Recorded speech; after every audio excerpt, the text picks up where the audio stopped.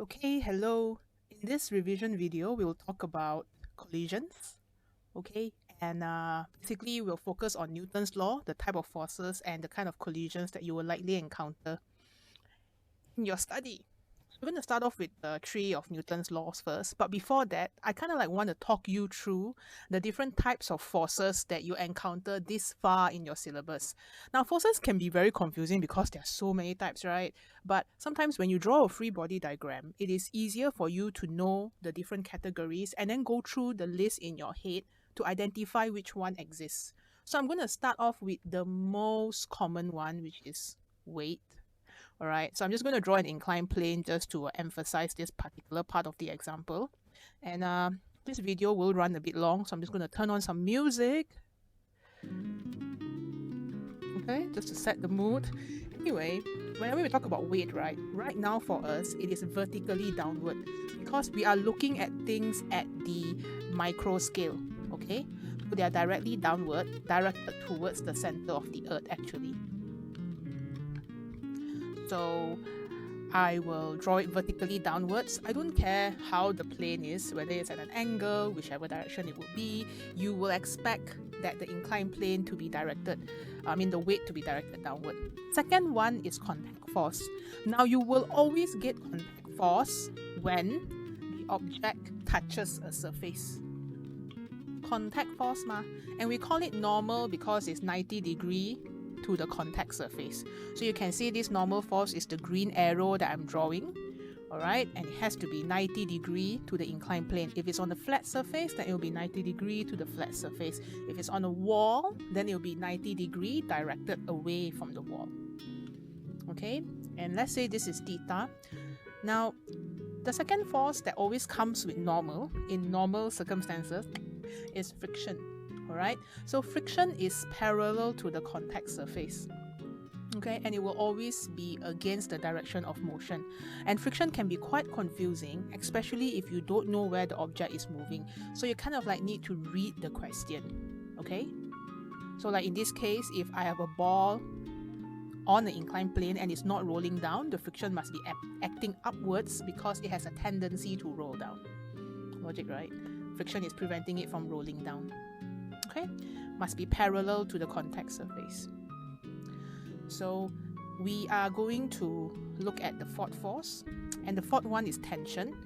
Now tension only exists if there is a spring or a string or a wire, I guess. Young modulus chapter.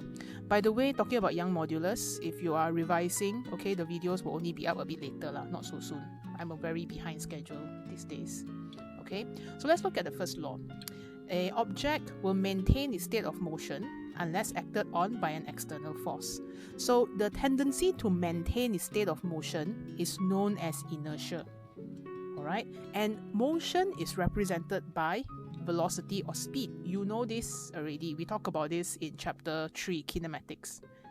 So any changes in V is a change in motion, and mass is a tendency to stay the same unless acted on by an external force. That's the first law, maintain state of motion unless acted on by external force. Now the second law says that if there is an external force, this force will be directly proportional to the rate of change of momentum. If you look at the green circle, this is why we have this quantity called momentum. P is equal to mv. P has to be equal to mv because you need something to represent this resistance to change in motion. Okay, so we're going to substitute directly proportional with a constant k.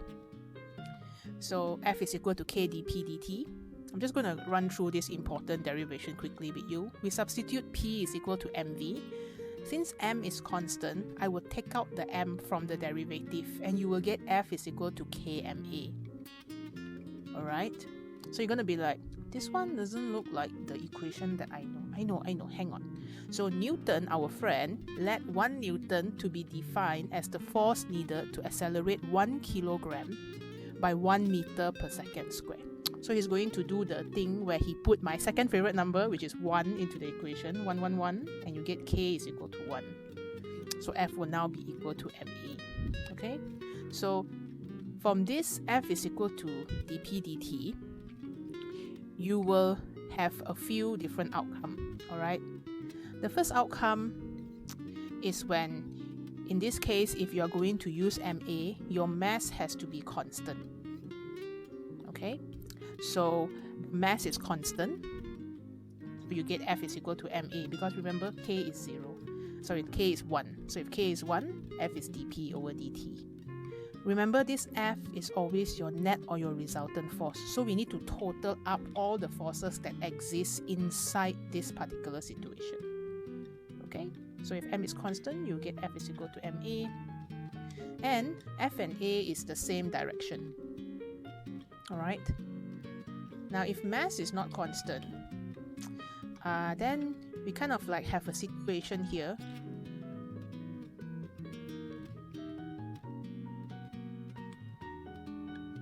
Okay, but generally, right, if you look at we'll talk about what happens if the mass is not constant now. But from here, right, you can get dp dt, so F will be gradient of the pt or the momentum time graph, or this one you will remember from your IG, force is change in momentum over time taken, and change in momentum is impulse.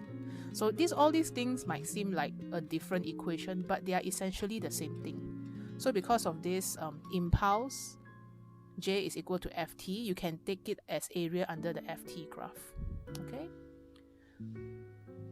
As long as you understand the relationship, F is dp dt, F is gradient of Pt, P is area of Ft. A bit of maths here, my friends. If you're wondering why the OneNote look a bit different today, I got problems with my computer recently. Anyway, as mentioned before, property of MV is the resistance of change, and external force will change the momentum. The larger the force, the larger the rate of change of momentum. External force changes momentum. Okay? So if there's a larger mass, you will need more force to change. So it's like here we can get the derivation. The idea of Newton's second law has to be defined as the directly proportional to the rate of change of momentum. And then finally, if we are used to that relationship, we can use gradient or area under the graph.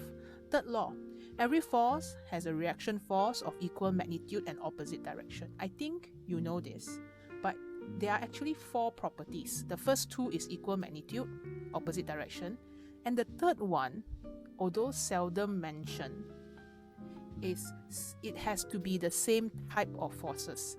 And the fourth one means it has to be acting on different bodies. Okay?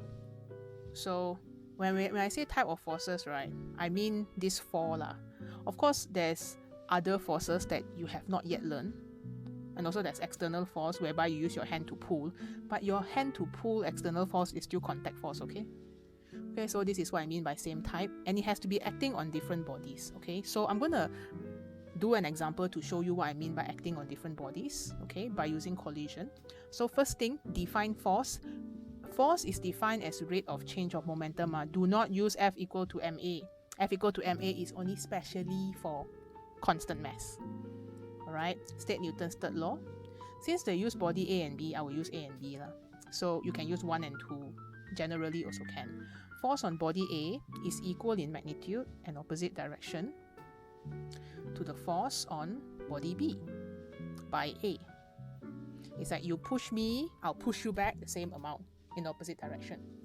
Okay, both forces are the same type.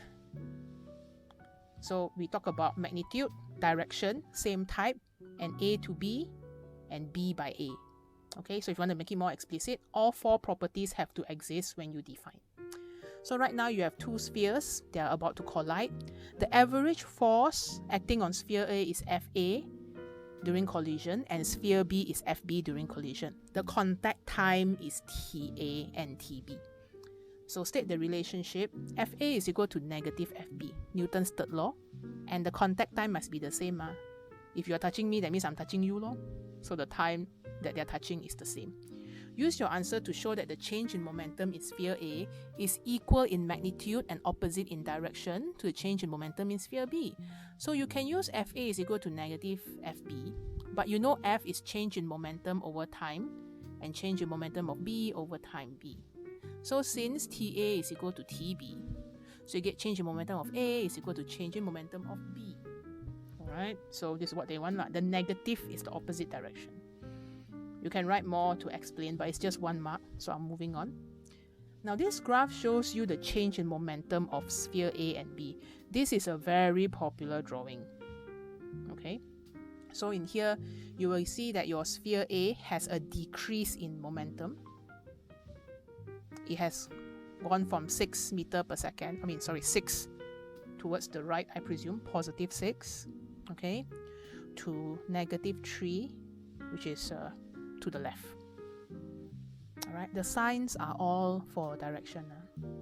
So now we are going to need to draw for sphere B, and before that I will need to talk to you about the principle of conservation of momentum.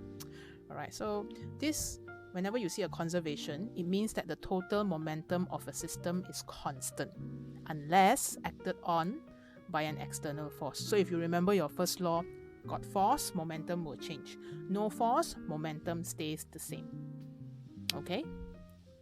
So conservation means everything is the same. Just like conservation of energy means total energy of a system remains constant.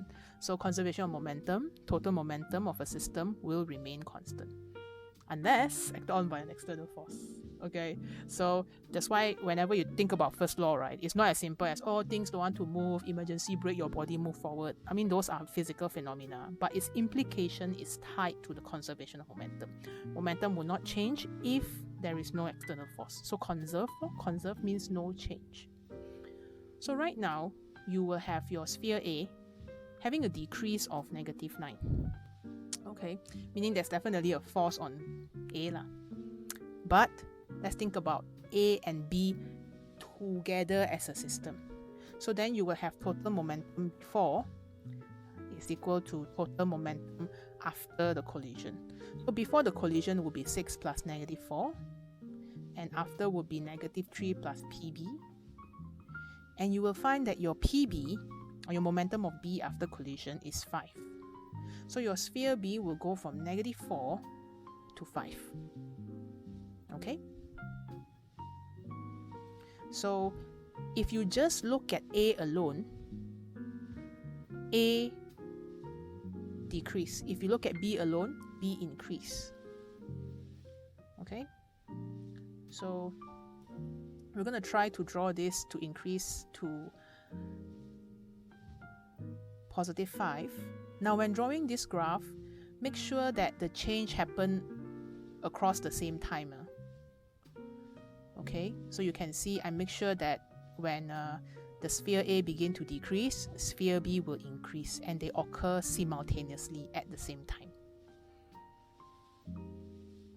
Okay, now I'm just going to explain a bit of an extension here for you. You will notice that sphere A has decreased by a certain amount. Okay, so sphere A has dropped by, from positive 6 to negative 3. This means that the momentum of sphere A decreases by 9. So delta PA is negative 9. Alright. What about the momentum of sphere B? So sphere B would obviously have an increase. Now if you look at this, you will notice that the increase is positive 9, negative 4 to 5. So the increase is positive 9. So A decreased by 9, B increased by 9. If you take A and B together as a system, no change lor. So that's why the total momentum stay the same. Nah, plus 6 minus 4 is 10. Sorry, plus 6 minus 4 is 10. Plus 6 minus 4 is 2. Minus 3 plus 5 is also 2. So it's the same lor. That's why we have the change in momentum of B is equal to negative the change in momentum of A.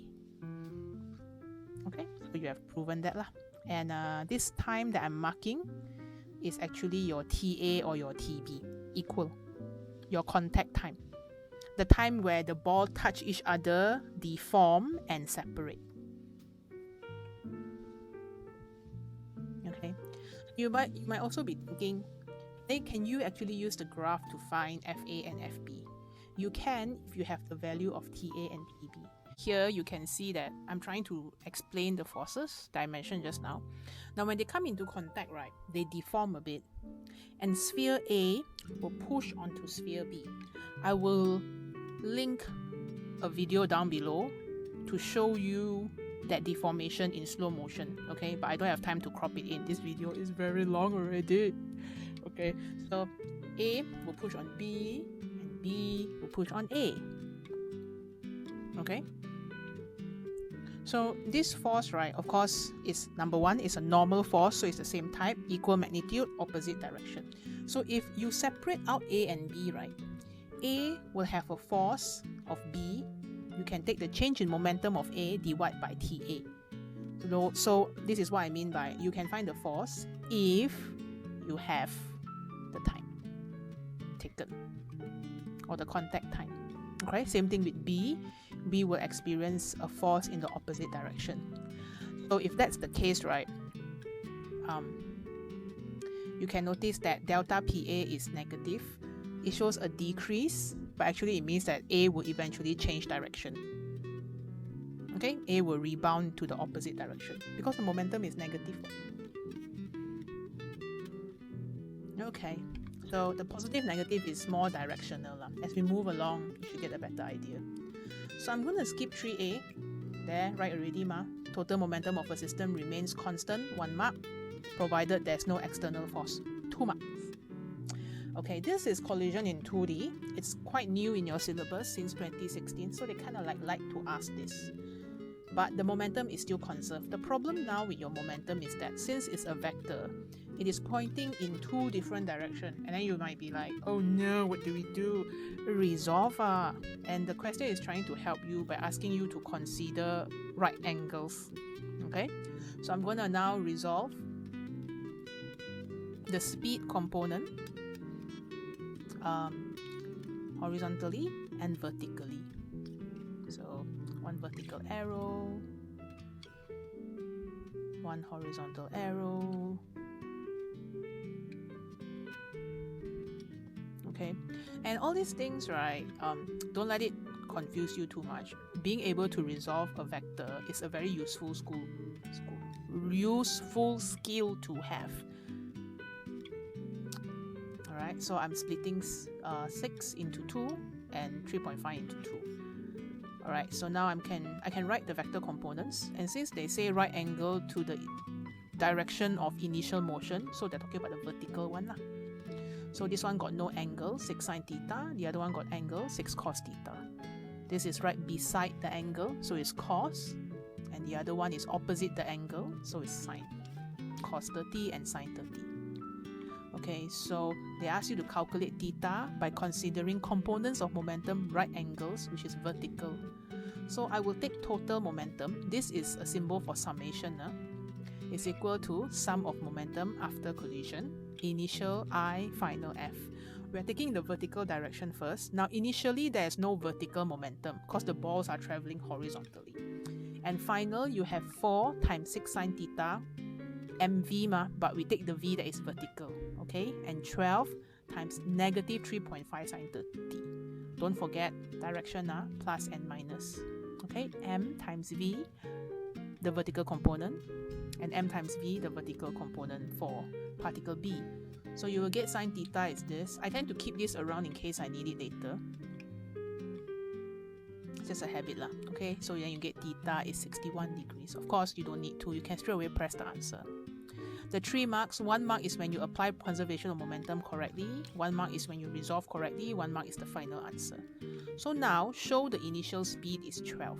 So you can use initial momentum is still the final momentum. We considered the vertical one, now we can look at the horizontal one. Now for the horizontal one, you have 4 traveling at the speed v, and you have 12. 12 is not traveling, so 4 times v if you want, 12 times 0 low. Okay? And then you have 6 cos theta and 3.5 cos 30. So 4 kg traveling at 6 cos theta horizontally, and 21 kg traveling at 3.5 cos 30. Theta is 61, so you can substitute 61 there immediately, and then just press your calculator and get 12. Now if you cannot get 12 there is something wrong somewhere. Okay, so please check your substitution and your resolution. By calculation of kinetic energy, which by the way is a scalar, yay, no need to resolve. State and explain whether the collision is elastic or inelastic. So I'm going to calculate the kinetic energy before collision, so half mv squared, but only for the 4 kg, because the 12 kg is not moving, so half times 4 times 12, right? And this one will get me 288 joule. We're going to repeat the calculation again for kinetic energy after the collision. So again, half mv squared. Now, scalar, no need to resolve. You just take the magnitude. Okay, so I'm going to take half MAVA plus half MVVB. So A is 4 kg, V is this 6. Okay, square plus half. I factorize the half, so 12, 3.5 square. So if you press your friend the calculator, I think you get 146 or 145.5 joule. And obviously it's not the same. There's a decrease in energy. Where did the kinetic energy go? Since the ball is traveling on level ground, it didn't convert to GPE, okay? So the kinetic energy is always lost as sound, because whenever things hit together, see, there's a sound. Alright? Or there could be heat as well. Your kinetic energy is not conserved, your collision is inelastic. Alright? So, since we are here at this juncture, I will list out all the difference between the elastic and inelastic collision. Okay, sorry about that. Let me DND my Microsoft Teams. Alright, so for elastic collision, momentum is conserved. In elastic collision, momentum is conserved. Remember, because no external force. Of course, your FA and FB got lah, but it's internal. It's between both of them. Okay? So, for all collision, momentum is conserved. Because the condition of no external force is fulfilled. Alright? The second property, which is the defining property, for elastic collision, KE is conserved. So sum of the initial KE is equal to the sum of the final KE. Now these 288 and 145 obviously not equal lah. For inelastic, KE is not conserved. Okay, so initial here is greater than final, which means your kinetic energy is lost as heat or sound during collision. Sometimes when things collide, not sometimes lah, oftentimes when things collide, there's sound, then there's heat. Alright. There's also a third property regarding relative speeds or relative velocity, which I will try to show you now through a few examples. Now, if it's a normal time, not a global pandemic, I will actually derive the equation for you lah. So, but you can find the derivation online easily. Okay, so if you're interested, you can go and read it up. But the whole relative speed use of this for you is that let's assume you have A colliding with B, with UA and UB, and then after collision, the speed is VA and VB. Okay? This is before, this is after, and UA minus UB is negative VA minus VB. Notice I stick to A minus B, A minus B. Okay? If you want B minus A, then it should be B minus A on both sides of the equation. So this is what it means by relative speed of approach is equal to negative relative speed of separation. Alright? The idea of relative speeds is not really in your syllabus, so I am not going to spend time talking about this. But we are going to use the equation to determine if it's elastic or not, because only elastic collision has this UA minus UB is negative VA minus VB. Okay, so we're going to look at an example now. This one is a diagram. So it says that you have 2m approaching m in a head-on collision. Which one is not consistent with principle of conservation of momentum? Oftentimes, because this equation, this relative speed equation is very new, so student like new toilet want to use all the time. But please follow the question. Okay, so now you find the initial momentum. You have 2mu plus m negative u, opposite direction, so you get mu. I'm going to total up the momentum for all options. So for option A, you have 2 over 3 mu to the left, so it's negative, plus 5 over 3 mu to the right, so it's positive. I do get mu. Alright. And then for this one, I'll get 2 over 6 mu plus 2 over 3 mu. They are both towards the right, so it'll be mu. So A and C seems fine. For B, negative 2 over 6 mu because it's in the opposite direction, plus 2 over 3 mu because it's to the right. This will get me 1 over 3 mu. So B is not consistent. I mean, for the sake of completing it, I can do for this one as well. They stick together, 2m plus m multiplied by u over 3, I'll get mu. So your momentum must stay the same, which is mu. Okay, now because they stick together, it is also a time for me to address another misconception about the sticking and no sticking. To know if the collision is elastic or not, especially in your paper 2, you must calculate the kinetic energy, compare the kinetic energy. That's the only way. That's the definition of elastic and inelastic. Do not use the stick together and no stick together. It's a misconception because let's say this green color is the set of inelastic collision. Okay? Stick together is a subset of that. Meaning to say, all collisions that stick must be inelastic. But if they no stick, I don't know, need to calculate kinetic energy. It's a bit like all men with mustache. My dad has a mustache, but doesn't mean all men that has a mustache is my dad. Okay, subset Think about it. Come and talk to me if you need help. Anyway, this is another example. You have M heading towards V, and the collision is elastic, means there's no loss in KE. So after you rebound from the wall, the speed will be the same. Okay, what are the changes in kinetic energy and in momentum? So if there's no loss in KE, the kinetic energy change must be 0 lor. The momentum change cannot be 0 because it changed direction got force If no force, how can the ball rebound? So the change in momentum is actually negative 2 mv. Okay, so this is because it's magnitude. The magnitude itself is 2 mv. Because if you consider, let's say I'm considering the direction to the left as negative So the force of the wall on the ball is to the left. That's why the change in momentum is towards the left. Okay? So right now, you will have, this one is moving towards the left. So we're taking the right as positive. So the initial is plus mv and the final is minus mv. Okay? Or you can check the units half mv square, how can it be the same unit as momentum, right? Okay, so we're going to look at a few more questions. This one is a bit interesting. You have a pellet shot into a stationary clay block. Okay, and then it embeds itself in the block, so there's sticking. Okay, and then the block will travel upwards.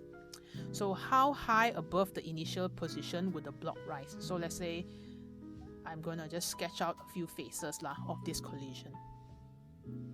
Alright, so in the first diagram, or the first rectangle, I have the pellet or the bullet or the thingy sticking to the block. Okay, and the second one is they move together until they stop at the highest position. So this one is stick together, they move with the speed v, and then at the highest position, your v is 0. So you are looking for the height above the initial position h. So in condition 1 to 2, during the impact, this is collision. So I'm going to use conservation of momentum. Alright, so sum of the initial momentum is sum of the final momentum.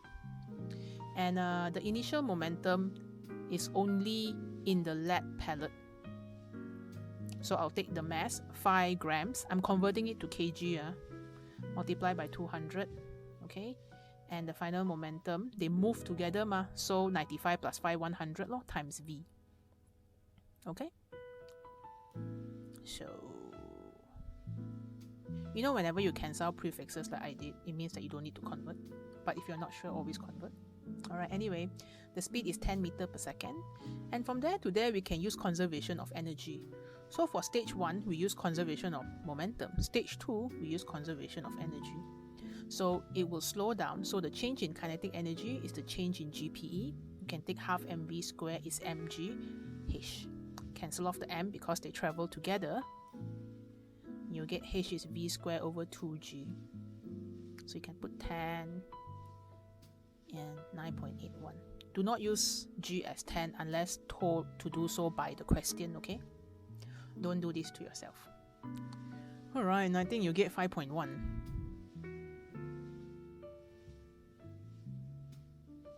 Okay, so the answer would be A. Okay, we'll continue our discussion to the next question. Here you will find a ball 0.5 kg thrown against the wall with speed 12 meters per second. And it bounces back with 8. This is a very popular question lah. So again, force is change in momentum over time taken. But in this case, just be mindful of the sign. Okay, they are traveling in opposite direction. So the total change in speed here is 20. Alright, so if you take left as negative, then it'll be minus 8 minus 0.5 times 12. Okay, so the total net change in speed is 20. So that would give you negative 100, and once again we have that negative 100 because the force acting on the ball, it's to the left, right? The negative sign is just to show you, you know, negative 8 is to the left, the force is of the ball, force of the wall on the ball is to the left. Alright. So here's another question. You have a 150-gram ball at rest on a horizontal floor. You're asked to find the normal force. Here I want to address a common misconception. I'm not sure whether you have that, but action-reaction pair have to be the same type, right? So right now, if I'm going to draw mg, weight, it is the attraction of Earth pulling on the ball. And also at the same time, if the ball is pulled by the Earth is also pulled by the ball. Cheng, cheng, cheng, plot twist. So the Earth can be pulled by the ball, and you might be thinking, hey, the Earth pulled by the ball lah. Yeah lah, but the Earth has large mass. So the inertia is very high. So the Earth is not going to move. You know, like a fridge magnet and the fridge. So the fridge is not going to move, but they are attracted to each other. And of course, we have our normal contact force, which is the force from the floor to the ball. Okay, and the reaction pair must also be a normal force. This is the contact force of the ball pressing down on the floor. Okay, so equal in magnitude, opposite in direction, acting on different bodies. So these two are your action-reaction pair, and your N are your action-reaction pairs. Okay, so the only reason why N is equal to mg is because the ball is in equilibrium, not because of Newton's third law. Yeah. So please, because normal force and mg, they both act on the same ball, and also at the same time, they're not the same type of force. So you will get 1.47 by substituting mg. And then to explain your working, you can say your ball is in equilibrium, so the net force have to be 0. Okay? It's only 1 mark, so one statement is good enough. Right, carrying on, now you have a ball lifted above the floor and dropped so that it falls vertically as illustrated. So it's going to rebound. Just before touching the floor, it is 6.2 meters per second. After leaving the floor, it is 2.5 meters per second. Okay, and the ball is in contact for 0.12 seconds. When you're asked to state Newton's second law, you have to use the term directly proportional. Don't be confused. Definition of force is not Newton's second law. This is Newton's second law. Force is directly proportional to the rate of change of momentum. So second law, you have to mention directly proportional to rate of change of momentum. But if you're asked to define force, then you will define force as just equal to rate of change of momentum. Don't let that directly proportional and equal lose you your mark. Okay? Anyway, we're now going to calculate the average resultant force on the ball. So you'll take change in momentum over time. Again, we'll be using it quite a few times in this video. And substituting the mass. Okay, and before we do that, right, you see I'm assigning the negative and positive sign on the ball. Right, so I'm taking downward as negative and upward as positive lah. Doesn't matter. It's your choice. Okay, but I'm going to substitute the mass of the ball now, 0.15, and 2.5 is positive, and the initial speed is 6.2, so minus negative 6.2 because the ball was falling downwards. Contact time is 0.12 seconds. Okay, and now you will get a value of F, and your F should be positive because the force on the ball is upwards. The floor is pushing the ball upwards. So this will be 10.9 Newton. Okay, upwards, away from the floor.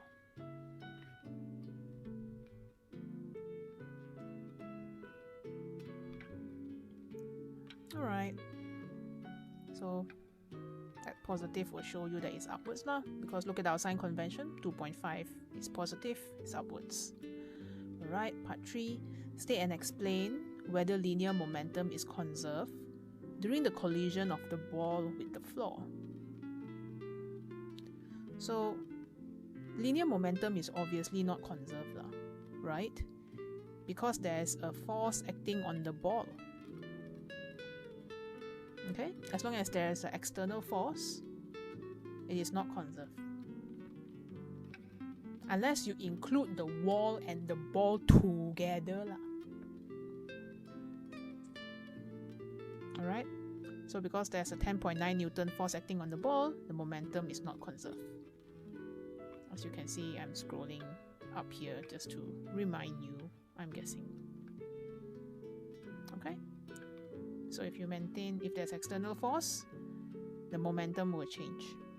No external force, momentum, no change. Okay, so today we looked at a few collision examples. Whenever there is an external force like this, the momentum will change. If you take the whole system with A and B, the momentum will not change. Okay, we talk about different types of collision, elastic and inelastic, with specific emphasis on relative speed, and also do not use the stick or don't stick one, not suitable. Okay, so we're going to do a few more quick examples, the objectives, just to cover a range of questions, especially relative speed. So we know that relative speed of approach will be equal to negative relative speed of separation. Okay, so we're going to try to check on that. I think I left out a negative there, so please add the negative in. Okay, so the sum of the initial momentum will be equal to the sum of the final momentum. We should always check that first. And here you can find that the initial momentum is mv. Okay, and the final momentum, well, you just add lah. If it's to the right, it will be mv. If it's v over 2, then it's mv over 2 plus mv over 2, which is mv also. To the left will be negative mv over 2 plus mv over 2, which is 0. Okay, and then to the left it would be negative mv. Left is negative lah. So we can kick out C and D. But how do we choose between A and B leh? Well, this one, perfectly elastic. You can use the relative speed lah. So again, just to help us recall the equation, I will draw the diagram. Let's say we always take A minus B.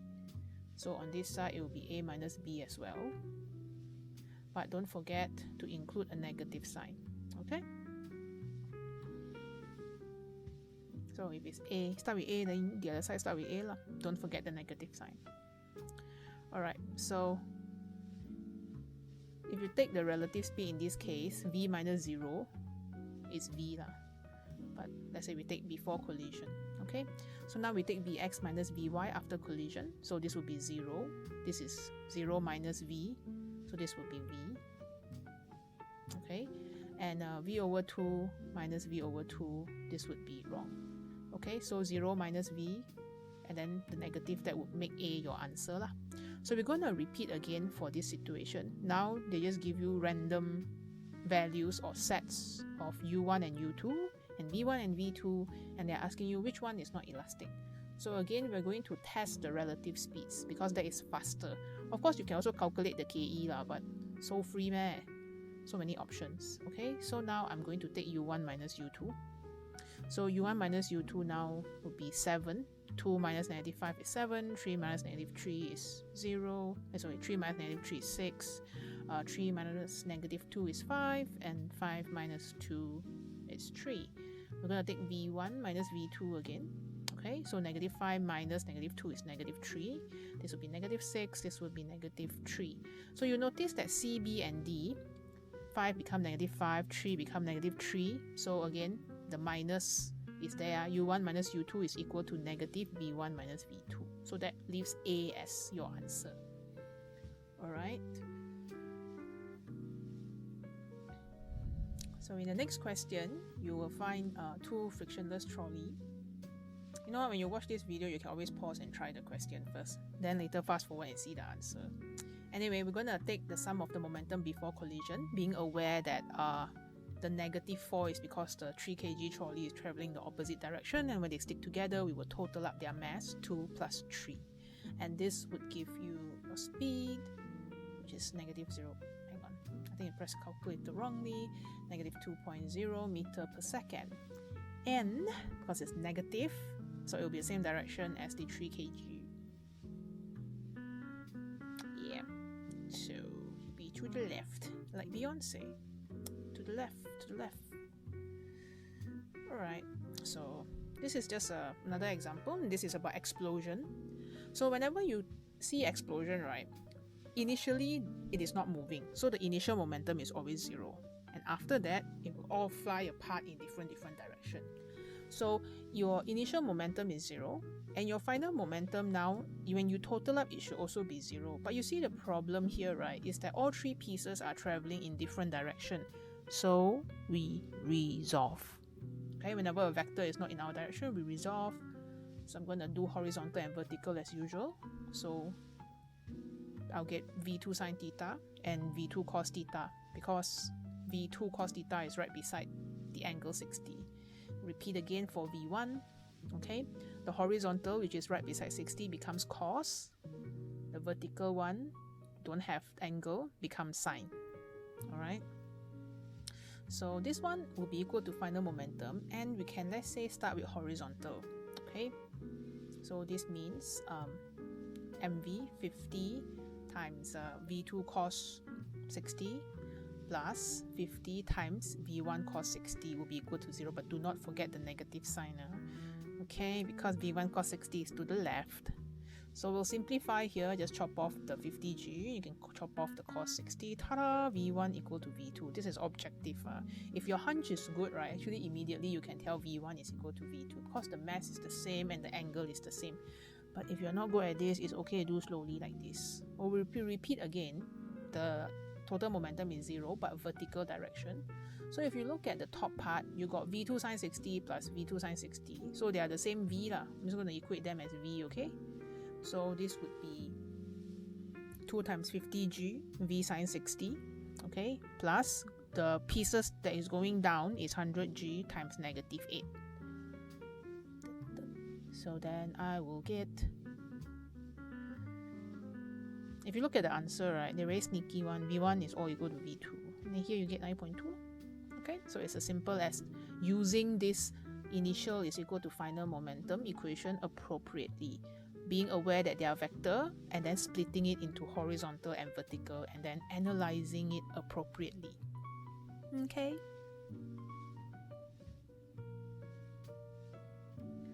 Alright. So I have one last question here. This is in regards to your Newton's third law. So now you have a block. You push on block X, but X will push Y, and then the whole system of X and Y will travel to the right. Yep. Okay. So acceleration of X is equal to force of X divided by mass of X. This one, you see, X will push Y, of X pushing on Y. And the reason why X will push on Y is because they are in contact. These are both contact force. So if X push Y, Y will push back on X. Okay, so if you want to find AX, you actually need to use the net force, which is F minus Fyx. Because if I draw the free body diagram of just X, you have the external force F pushing in this direction, and then you have Fyx pushing in the opposite direction. Okay, so you minus them. Alright, so this is wrong. The force of X exerted on Y is equal to F. That's not true too. If it's true, then there will be no acceleration. So F must be greater than Fyx. Okay? The force that X exerts on Y is less than F, correct? And Y on X is less than X on Y must be wrong because Newton's third law so the answer is C. Alright, so that's all, I think. No, we have another question. Here you have a car of mass M. The person needs to push the car with a force F in order to give the car an acceleration A. Okay, and there's some friction there. So your sigma F equal to MA, I'm going to minus R because you are trying to look for friction. So now you have a car, same car by the way, not 2M, it's the same car. We double the force, meaning we push it more, but also at the same time, the car is expected to accelerate 3 times faster from A to 3A. Okay, so you are now asked to find the value of R, and the R is assumed to be constant in both cases. Okay, the constant resistive force. So we use sigma F equal to MA again, and here you will have 2F minus R is equal to M times 3A. And then you know what to do? Simultaneous equation law, my friend. You are now looking for R in terms of MA. So we need to get rid of the F. So I'm going to rearrange. So I'll have F is equal to R plus MA, equation 1. And I'll substitute 1 into 2, the second equation. So I'm just going to have 2F, which is 2R plus MA.